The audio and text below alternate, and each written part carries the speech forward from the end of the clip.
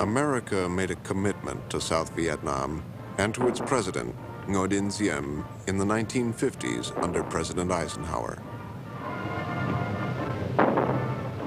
Mr. President, it is a great joy for me to be again in Washington, and a great honor to be welcomed by you. I thank you very much. By late 1963, Diem was dead, the U.S. government implicated in his downfall. This is the story of the beginning of America's war in Vietnam.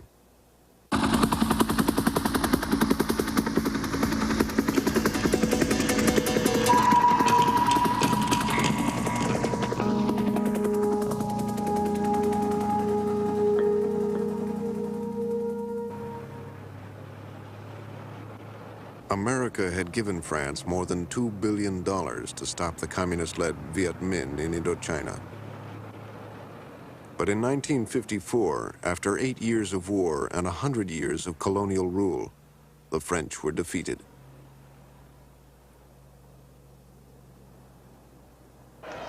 The Geneva ceasefire agreement imposed a temporary division of Vietnam. The French could retain their influence in the south. A communist regime headed by Ho Chi Minh took over the north. To many Vietnamese, the Viet Minh were nationalist heroes, finally victorious in the long war against the French, finally in control of their capital city, Hanoi.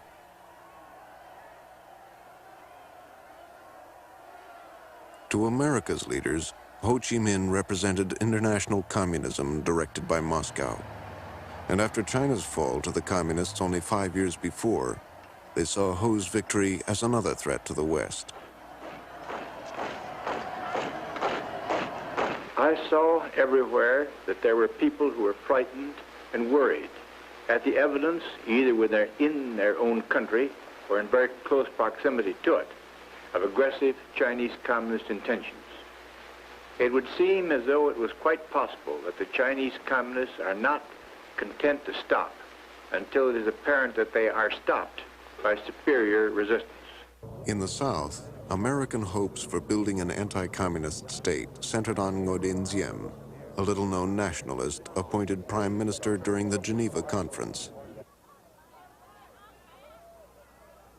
Diem had disliked French rule. Now he was inheriting their shaky bureaucracy, a demoralized army, and a capital, Saigon, seething with fierce political rivalries.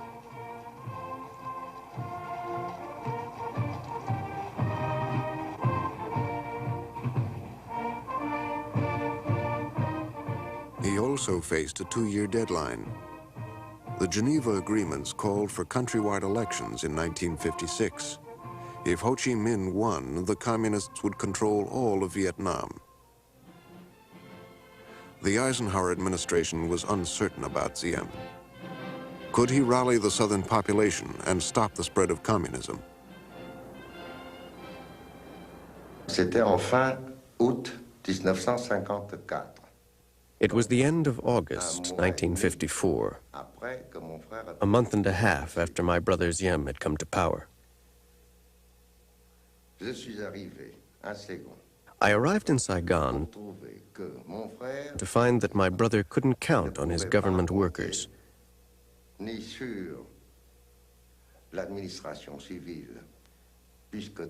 Because everybody was panicky, completely convinced that the end was upon them. The advance, the communist victory, would be at any moment. The government people had no intention of working. Everybody was trying to figure out how they were going to get out of this hornet's nest. Diem had been appointed by Bao Dai, the playboy emperor picked by the French. He had few allies in South Vietnam. An austere Catholic, he had gone to America in the early 1950s and secluded himself in a New Jersey seminary. Father John Keegan. He was a mysterious kind of person because we didn't know quite exactly what he was all about. He didn't seem to us to be very important. He did dishes with us, and people of importance didn't do that. Students did that, or brothers did that, and here was Diem, you know, doing dishes at the tables with the rest of the students. We were impressed with his devoutness. As seminarians, we were up at 5:30 in the morning, and Diem would already be in a pew, meditating, reflecting. He would attend Mass every morning, you know, quite devoutly as far as we could see, and stay afterwards and pray. It was almost as though he were living the life of a monk. By the fall of 1954, refugees from the north, most of them Catholics, were fleeing towards the south. Many had worked with the French, and they feared communist reprisals. Many expected that Diem, a Catholic, would favor them. About 900,000 Catholics, under their village Catholic priests, moved from north to south. There was only a handful of people that moved from south to north to get away from the Diem government. These refugees were settled by parishes in areas that were prepared for them by the South Vietnamese government. But they remained as Catholic enclaves, and very much as the Southerners, following our Civil War, objected to the carpetbaggers that came from the north and took over a good many of the political posts in the South, so also the South Vietnamese strongly objected to the Diem adherents who came south.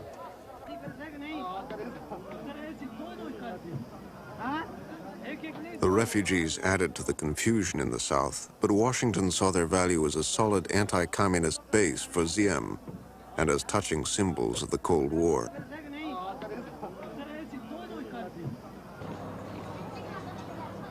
American agents assigned to the North used propaganda to spur the migration. Their chief, a veteran CIA specialist, was Colonel Edward Lansdale. Some people were very reluctant about leaving home, so that the efforts on the propaganda were informative and also sort of urging them or nudging them real hard to come to a decision quickly, because there would be a period when free movement wouldn't be permitted. So the orders to these people started turning into sharper and sharper form to get them to move and to overcome their reluctance at a time of great demoralization of the people. To signal the growing American commitment to Diem, President Eisenhower dispatched a new special envoy, his World War II colleague, General J. Lawton Collins.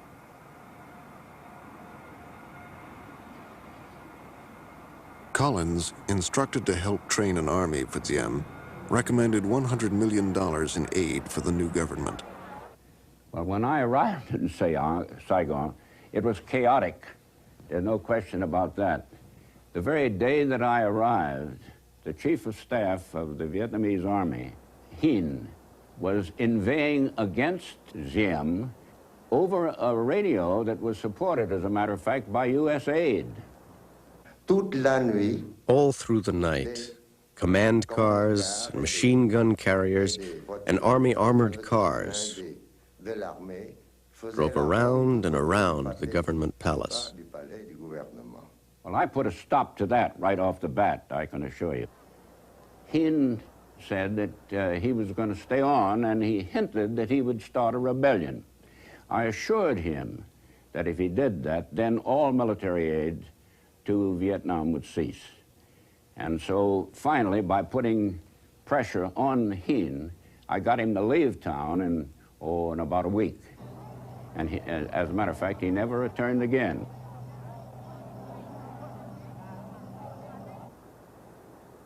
More challengers emerged from the chaos of South Vietnamese politics. Two of them headed armed religious factions. Another, backed by the French, was a former river pirate, now a notorious gangster and opium dealer. Bai Vien was his name. He controlled the secret police, mind you, of Vietnam. He also controlled all the houses of prostitution and the gambling joints, and this was the source of his strength. Bai Viet tried to make a deal with Diem, but Diem refused. In open defiance of the powerful gangster, he staged a symbolic burning of opium pipes. Then he attacked Bai Viet's headquarters, located in Saigon's Central Police Station. Diem's challenge seemed nearly suicidal to Collins, but Lansdale, now Diem's closest American advisor, believed in him. Diem was laughing at me.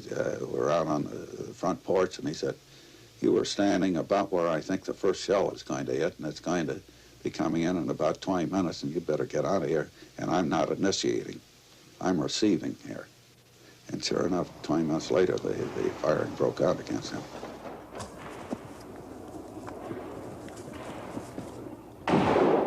Bai Viet's private army fought Diem's troops through the streets of Saigon.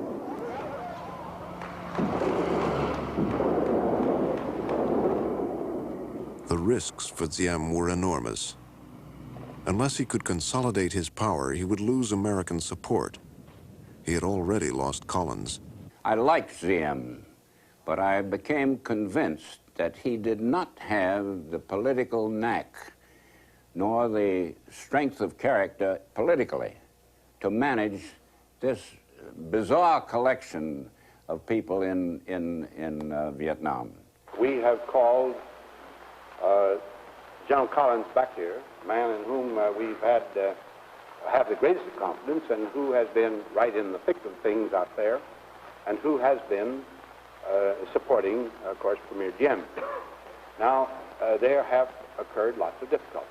People have left the cabinets and so on. You know what most of those difficulties are. It's a strange and it's almost an inexplicable situation, at least from our viewpoint. Diem prevailed. Blocks of Saigon lay in ruins, but he had crushed his enemies. Their surrender was a personal triumph for him, but it set a dangerous pattern. Distrustful and stubborn, Diem would never compromise. He would confront and defy all opposition. And the government of Diem, which seemed to be almost on the ropes a few weeks ago, I think is reestablished with strength. Vietnam is now a free nation, at least the southern half of it is, and it's not got a puppet government. It's not got a government that we can give orders to and tell what we want it to do or we want it to refrain from doing. If it was that kind of a government, we wouldn't be justified in supporting it. In the early days, just after his installation, when he took over, we had this group of Americans, all of whom had tremendous ideas of how to further the efforts of the country, of how to get this thing rolling, of how to get the country started, get the government organized and formed and going. We convinced him that he was not too well known, and that Ho Chi Minh was very well known by everybody, and therefore he should build up his popularity. He made a series of long trips throughout the countryside, got big receptions. There was, of course, an organized claque to get them enthusiastic. And he began to believe in this, that this was a good public relation ploy, that he could succeed in being a popular president. Ho Chi Minh's followers believed the countrywide elections in 1956 would bring them to power in a reunified Vietnam. They had withdrawn their troops from the South, but the Geneva Agreements allowed their political organizers to remain there and rally support for Ho. I and my family were very happy and supportive of the Geneva Agreement because we believed that there would not be any reprisal against the people who regrouped to the north and those who remained behind.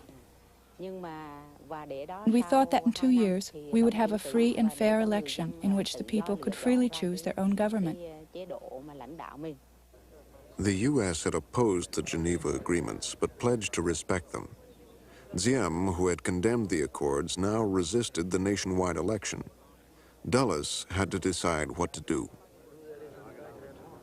He sat very quietly. We all sat very quietly.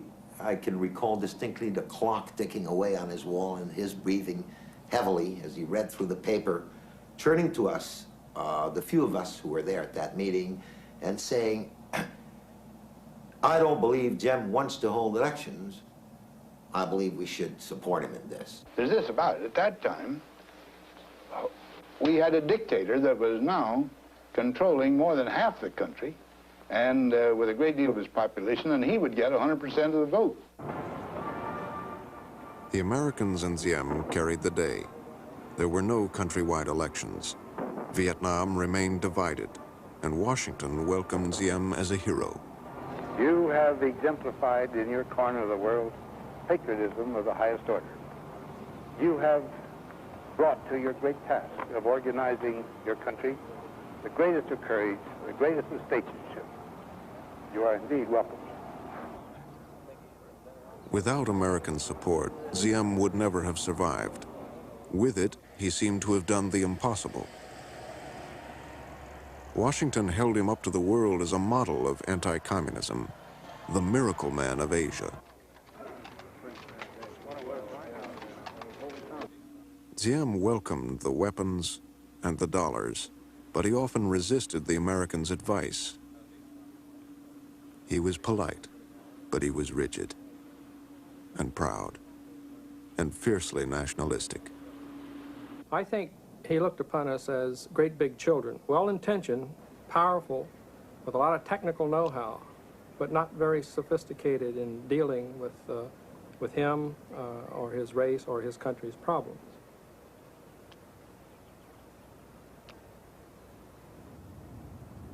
During the late 1950s, Diem's problems grew. Like a traditional Vietnamese Mandarin, he drew his small circle closer around him, relying on his family, especially his brother Ngo Dim Diem and Ngu's wife. Their secret police, run by Ngo, set out to eliminate communists and other dissidents. After the Viet Minh army regrouped to the north and the Diem regime took over the south, repression began. Those of us who had directly fought against the French and people who had helped organize the resistance against them were the special targets of Diem's revenge.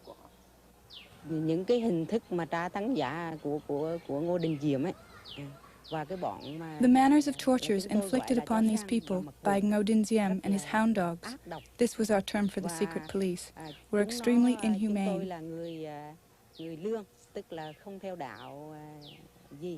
We were not Catholics, we only worshipped our ancestors. And so they forced us to throw the altar to the ancestors away and to become Catholics and to denounce the communists. They had, in some provinces, eliminated most of the stay-behind political agents, the ones that had exposed themselves and proselytized the people and began to complain against the government. But in doing this, with this heavy-handed police apparatus that he had set up, they also harmed and incarcerated and eliminated a lot of people who were not involved with the communist movement. As the Americans and Diem became more and more repressive, people started telling us we'd have to fight.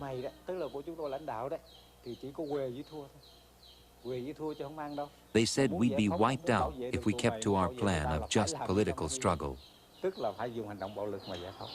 Nhân dân miền Nam sẵn sàng hy sinh, đương đầu với đế quốc Mỹ, đế quốc nguy hiểm nhất để giải phóng miền Nam. 14 triệu người đã đứng dậy làm cuộc kháng chiến lần thứ hai. This film marked a new phase of the struggle in the South. The formation in 1960 of the National Liberation Front, a communist-organized coalition of anti-Diem forces. Denied the election promised at Geneva and nearly destroyed by Diem and Ngu's police, the communist leadership and its southern supporters decided to go back to war. It would be, they said, a war of national liberation against Diem and against the American presence in Vietnam.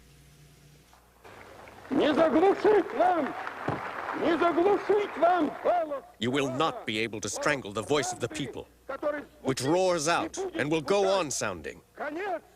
Down with colonialism. The sooner we bury it, and the deeper, the better. At the UN, Soviet Premier Nikita Khrushchev encouraged wars of national liberation. The new president took over in an atmosphere of grave threats and confrontation between East and West. John Kennedy was in office only a few months when he suffered a humiliating defeat at the Bay of Pigs in Cuba. Communist leader Fidel Castro crushed a secret American plan to oust him and then paraded his prisoners for the world to see. The invasion planning had begun before Kennedy took office, and Eisenhower joined him during the crisis. Soon, a badly shaken Kennedy faced questions on another war of national liberation in Vietnam. The problem of troops is a matter and the matter of what we're going to do to assist Vietnam to retain its independence is a matter still under consideration. There are a good many which I think can most usefully wait till we've had consultation with the government, which up to the present time, which will be one of the matters which Vice President Johnson will deal with, the problem of consultations with the government of Vietnam as to what further steps could most usefully be taken. Kennedy sent his vice president, Lyndon Johnson, to Saigon to reassure Diem. The U.S. seemed to be faltering, and Diem was worried. Johnson performed like a Texas politician on the campaign trail. Tell them that in the battle for Britain, when the clouds were over the little island of England, Churchill said, "We'll fight them in the alleys, in the streets." On his tour around Saigon, Vice President Johnson has stopped his motorcade. He talks to just about anybody around. Now he's taking a ride in what's known as a pedicab. Johnson really enjoys this kind of thing. Nothing phases him. He tries everything.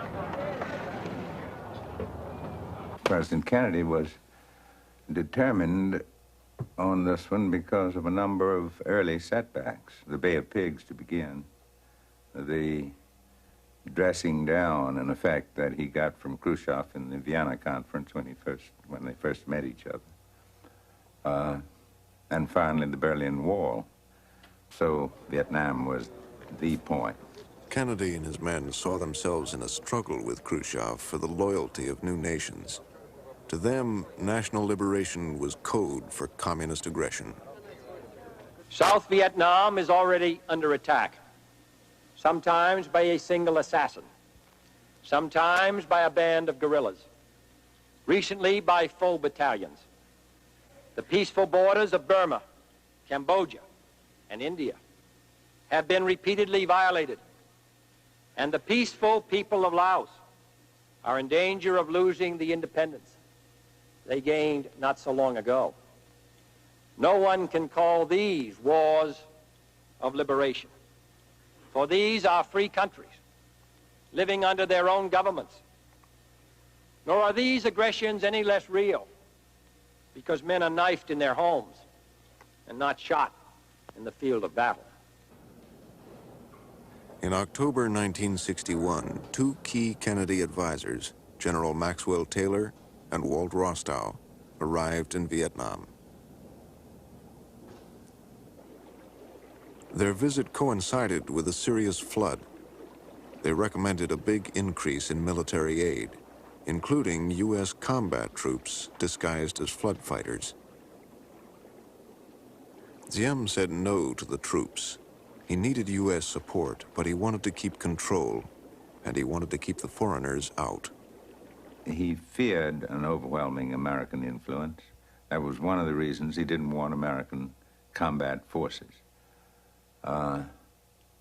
He was, to my mind, prescient in this. Said, in effect, he thought it would be a bonanza for the Viet Cong. Kennedy, too, was reluctant to send ground troops, but he wanted to be tough. The answer for little wars, guerrilla wars like South Vietnam's, was counterinsurgency. Special forces like the Green Berets were sent to train the troops of threatened countries. They went in small numbers, but they brought with them the best of American military technology. Counterinsurgency was stylish and exciting. and it suited JFK's needs perfectly. One of its strongest proponents was Kennedy aide Roger Hilsman. My idea was that the role of the Special Forces were to train Vietnamese to behave as guerrillas, harassing the supply lines down through the mountains of the Viet Cong. And the American Special Forces were to train their Special Forces to do that. The communist-led movement in the South, now termed the Viet Cong, had made big gains in 1961. With increased U.S. aid and the new counterinsurgency program, Kennedy raised America's ante. He could win this limited war with a few American advisors, a lot of American hardware, and a positive attitude. I feel that being humble and putting yourself in their position is a way to do it. I have gone out and helped them pick watermelons. I walk around with my bodyguard, he and I, and we go visit them and drink tea with them in the houses, in their house. And this is an oddity to them because they can't imagine that an American can put himself in this position. So therefore, it's going to be the man who can give them the most, show them that they can support them better, that will win their confidence and win their support. And as you know, it's the man who gets the support of this farmer who is going to eventually win this war.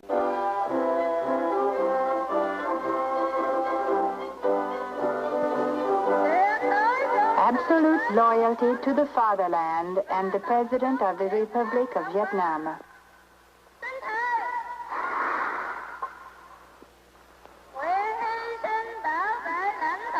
We swear to sacrifice ourselves to defend our country and the personalist Republic regime. The ceremonies hid widening cracks inside the regime. In early 1962, two of Diem's own Air Force officers bombed the palace, hoping to topple the tightly knit ruling family.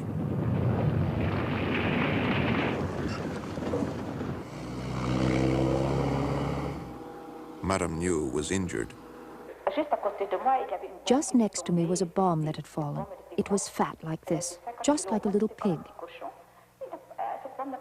It hadn't exploded, it was just there. And I was just there too. Are you afraid of death? Me? Oh no, not at all. Because in my country, death is always just around the corner. If you're afraid of it, you can't do anything. The Viet Cong had assassinated 500 civilians and Diem officials and killed 1,500 of his troops in the first half of 1961. VC influence in the countryside was growing. Diem's brother, Ngo, encouraged by U.S. advisors, promoted a program to isolate peasants from the guerrillas. He ordered the construction of thousands of fortified villages, strategic hamlets. We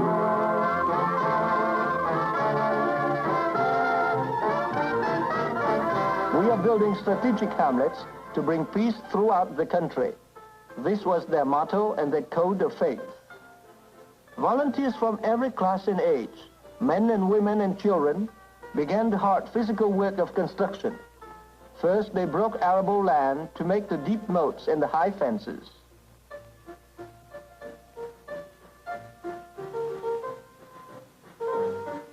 First came the moat around the entire village. The bamboo spikes, making an ancient but thoroughly efficient protection against invaders, have become the trademark of the strategic hamlets, and each spike is cut and set by willing hands. In reality, life inside the spiky perimeter didn't measure up to the ideal. Diem's half-hearted land reform in the 50s had failed, and now the already resentful farmers were forced to relocate to the hamlets, which were targets for Viet Cong attacks. Defense Secretary McNamara toured some hamlets with Ambassador Nolting in May 1962. Though American officials had private reservations about the program, McNamara publicly praised it. The Americans were trying to be optimistic. Major, how would you say the war was going in your sector? Well, I think here lately, it's going a lot better. I think we're beginning to win the people over. Our operations are going better. We're actually getting VC. What evidence do you have that you're winning the people over? Well, we've got this strategic hamlet program going on.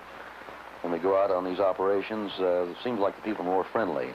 Several times recently we've had people warn the Vietnamese troops that there was an ambush ahead or something like that. This means the people are getting on our side. It was just a year ago that you ordered stepped-up aid to Vietnam. There seems to be a good deal of discouragement about the progress. Can you give us your assessment? No, we are putting in a major effort in Vietnam. As you know, we have about 10 or 11 times as many men there as we had a year ago. They are, we've had a number of casualties. We put in an awful lot of equipment. We're going ahead with the strategic hamlet proposal. Some phases, the military program has been quite successful. There is great difficulty, however, in fighting a guerrilla war. You need 10 to 1 or 11 to 1, especially in terrain as difficult as South Vietnam. But so we don't see the end of the tunnel, but I must say I don't think it's darker than it was a year ago, in some ways lighter. But there was rising opposition to Diem's government, especially to his brother Ngo, who controlled the secret police and an elaborate intelligence network. Brilliant and eccentric, Ngo was at war not only with the communists, but with all critics of the regime. My husband, he was very unhappy with, on one side, his brother, the other side, his wife. He considered both of us as babes in the woods. He said to his brother, you should be a monk, and you, to me, just keep quiet. Don't say anything. Vietnam had been a concern to the Kennedy administration, but it was not a major concern. Suddenly, in the spring of 1963, it became a crisis. Buddhist groups protesting that Diem's soldiers had killed 8 worshippers while breaking up a gathering in Hue began a series of demonstrations. At first, Diem and his family did not take the Buddhists seriously. My brother Diem, the president, never stopped giving aid and good advice to the Buddhists. He used to say to them, try to do something to reorganize your religion. As it is now, just about anyone can say he's a good Buddhist. All he has to do is shave his head and eyebrows and put on a robe. As the demonstrations grew, Diem rejected compromise and met the challengers with force. A Buddhist monk, Tek Quang Duc, countered with a traditional act that horrified the West. The Reverend Quang Duc decided to dedicate his body as a torch to light the struggle to preserve religious teaching. I saw him step out of his car and assume the lotus position. Then a monk stepped forward and helped the Reverend pour gasoline on himself. At that moment, a flame engulfed his body.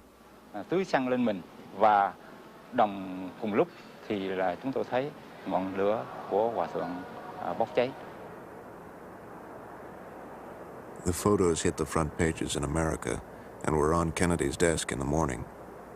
Quang Duc had become a martyr. Saigon students joined the Buddhists, and the protests against Diem exploded. During the Reverend Quang Duc's cremation, everything was burned except for his heart, which remained intact. His heart was set on fire 2 more times, but it still did not burn.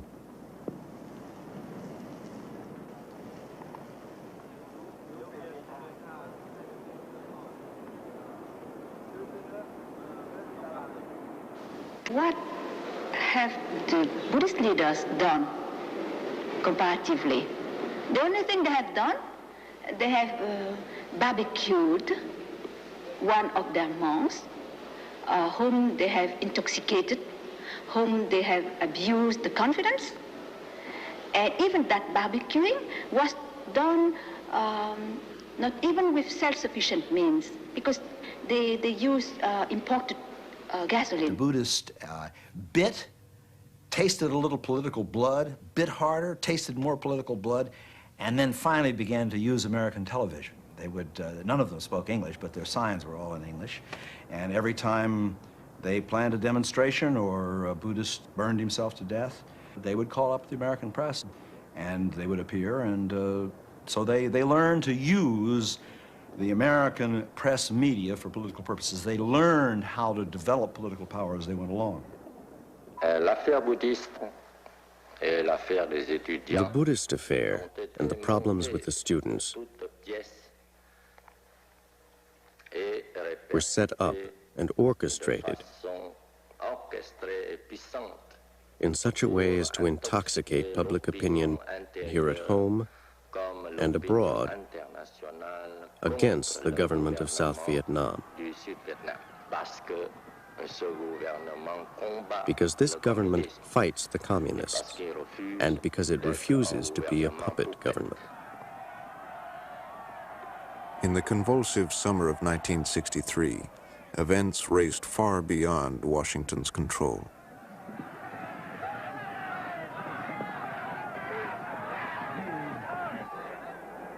The Buddhist became the rallying point for long-simmering opposition to Diem. Alarmed, Diem's senior army officers began to talk of ousting him. Ambassador Nolting stood by Diem.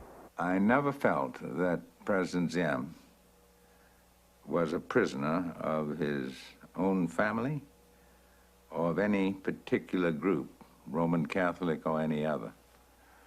I felt that he had a very difficult job to govern the country in a way which would not permit the Viet Cong to take over. But Hillsman and others in Washington had decided that Diem and Ngo should go.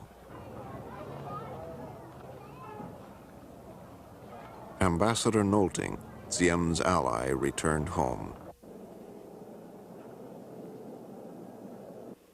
The new ambassador was Henry Cabot Lodge, a Republican. Kennedy wanted bipartisan company in the Vietnam crisis. Diem and Ngo struck again at the Buddhists even before Lodge reached Saigon.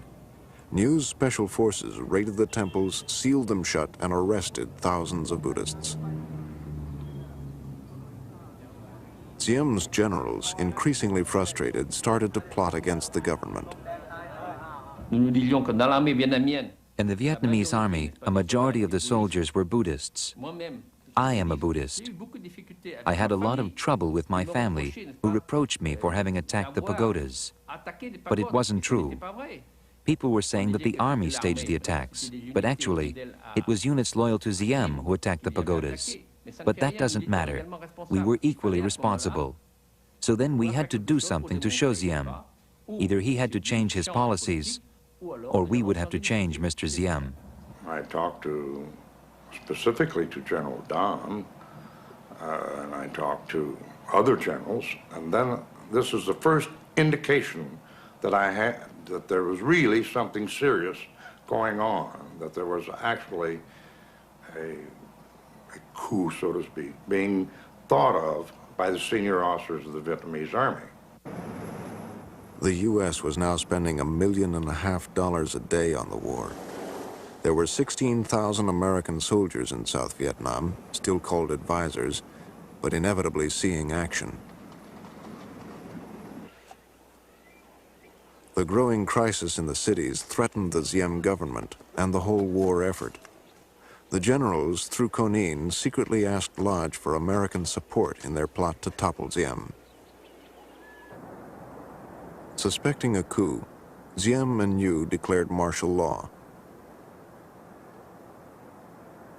Lodge cabled Washington for instructions. The prospect of a coup split the Kennedy ranks, But 4 top advisors took the initiative, cabling Lodge to tell Diem to get rid of Ngo. If Diem refused, Lodge could tell the generals to go ahead. I brought up this question of getting Ngo out of the country, and he absolutely refused to discuss any of the things that I was instructed to discuss. And it gave me a little jolt, frankly. I think that when an ambassador goes to call on a chief of state and he has been instructed by the president to bring up certain things, the chief of state ought to at least talk about them. Without him, the president would not be, I don't think that it would be easy for him to rule the country, to govern the country. That's why when it was requested, he was requested to send away my husband. He said it was absolutely a stupid demand, because he knew very well that my husband can do without him, but he could not do without my husband. The Buddhists continued their protests.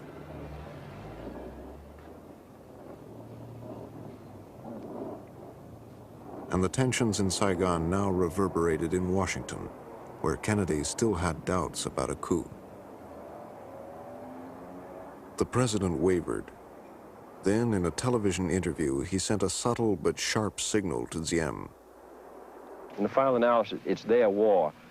They're the ones who have to win it or lose it. We can help them, we can give them equipment, we can send our men out there as advisors, but they have to win it, the people of Vietnam, against the communists. We're prepared to continue to assist them, but I don't think that the war can be won unless the people support the effort. And in my opinion, in the last 2 months, the government has gotten out of touch with the people.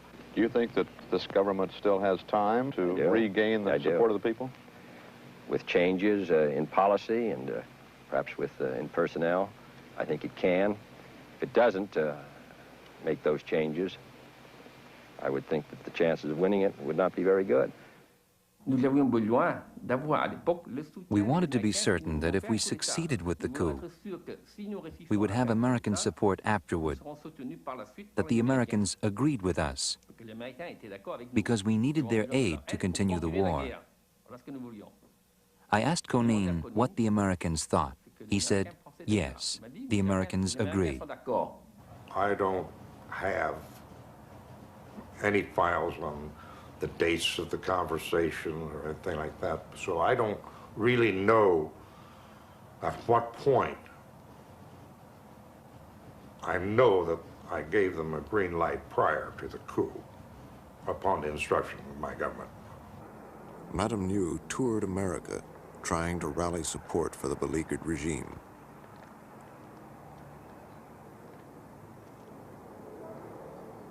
At the same time, Ngo hinted that he might make a deal with the communists. Pourquoi êtes-vous anticommuniste?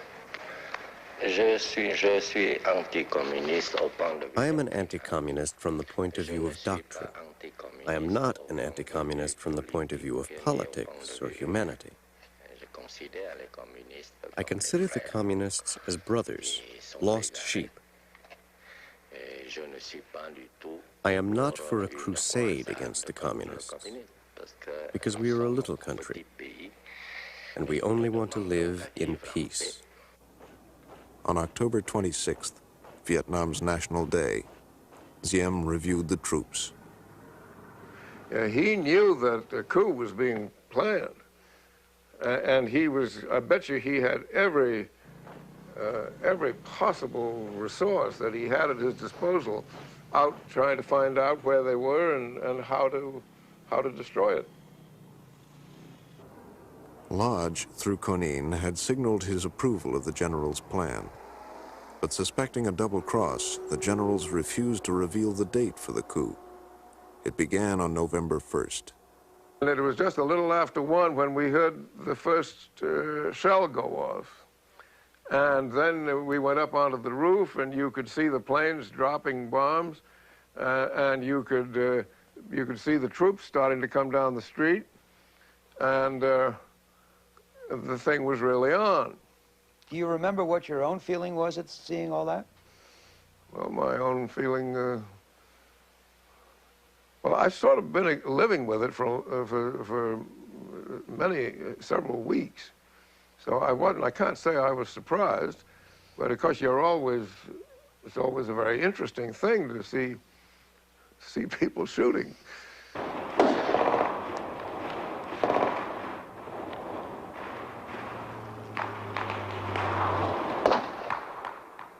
He telephoned me about 4 o'clock, and he said, they've started the coup, and he said, I want to know what the attitude of the United States government is. Well, I said, it's 4 o'clock in the morning in Washington, and I don't know what the attitude is. Oh, he said, you must have an idea. No, I said, I haven't, but I said, I'm very alarmed about your personal safety, and I have taken steps so that you can be made titular chief of state in a new government, or that you can be flown out of the country to some safe place, or else, I said, I offer you asylum here in the residence. And he said, no, he said, I'm going to restore order. Will you seek political asylum in this country if the coup is successful? Never. Why? No, because I cannot stay in a country of people who have stabbed my government in time of war. What news do you have of your husband? First, I do not think that it will succeed. You can be sure that I am sure that it will never succeed. Yeah. News from my husband? Yeah. I know only that he expected the coup. All right, we'll have to bring it up now. What of his welfare? Is he all right? Is he all right? November 2nd, 1963.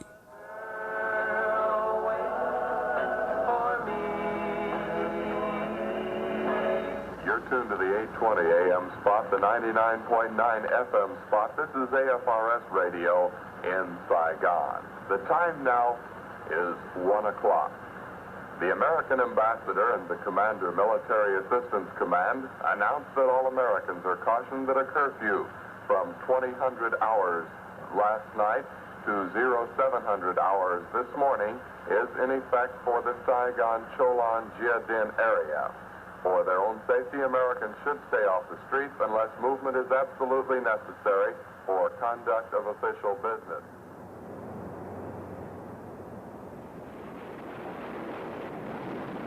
At 3:30 on the morning of November 2nd, the general's infantry and tanks began their assault on the palace.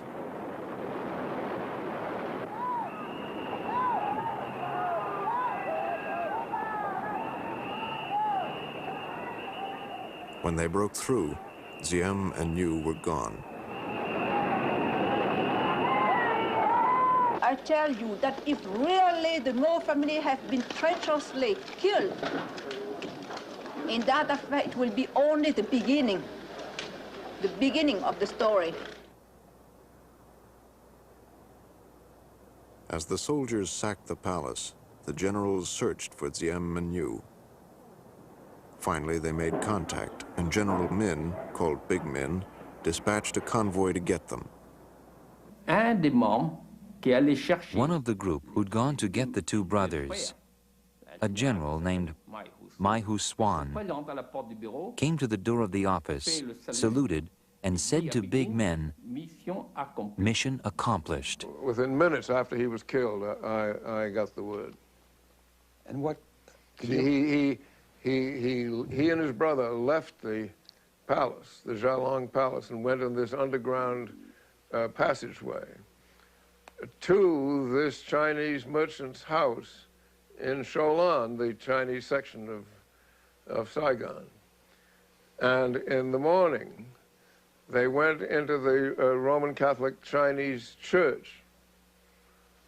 And when they came out, there were armed men and an armored car, and they were pushed into the armored car and, I believe, shot inside the armored car.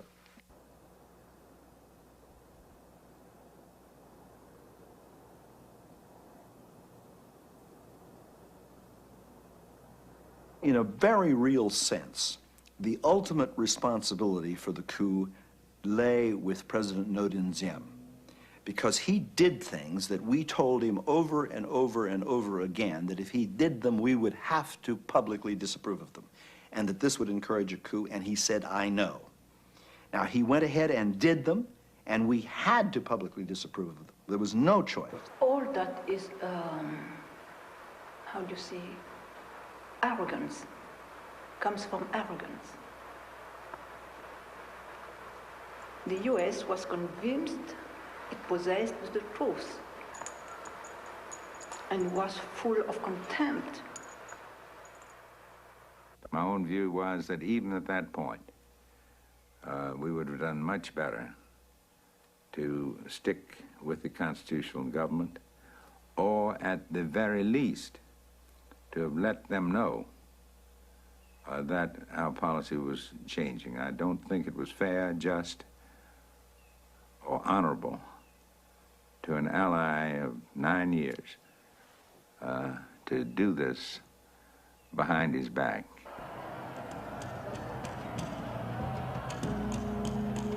John F. Kennedy's government had been complicit in Diem's overthrow, and that complicity deepened America's involvement in Southeast Asia.